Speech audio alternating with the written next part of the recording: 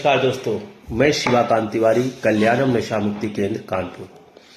दोस्तों, जो नशे की लत में फंसे हुए हैं, मैं उनसे एक बात कहना चाहता हूं कि आप जो नशे को बहुत हल्के में ले रहे हो, नहीं छोड़ पा रहे हो, नहीं छोड़ने का प्रयास कर रहे हो, मन नहीं बना पा रहे हो, एक चीज सोच के देखो यार।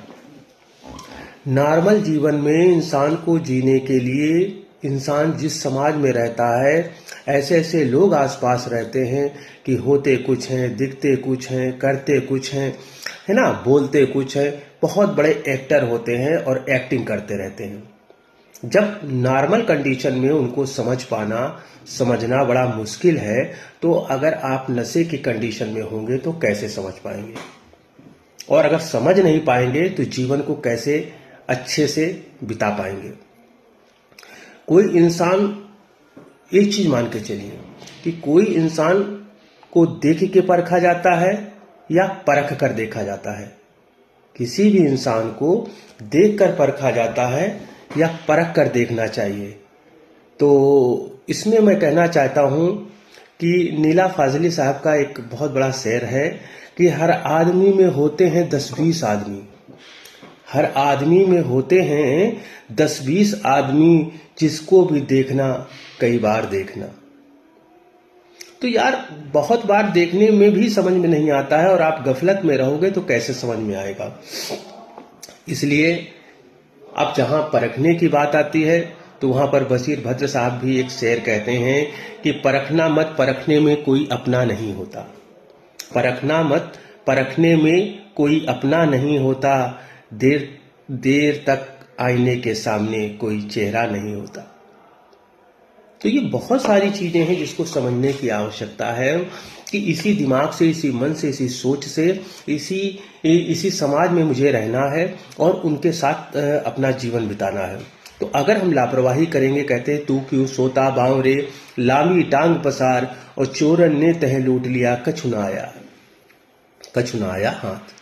तो ये गफलत की जिंदगी, ये गफलत की लाइफ अगर हम जिएंगे तो कब तक जिएंगे?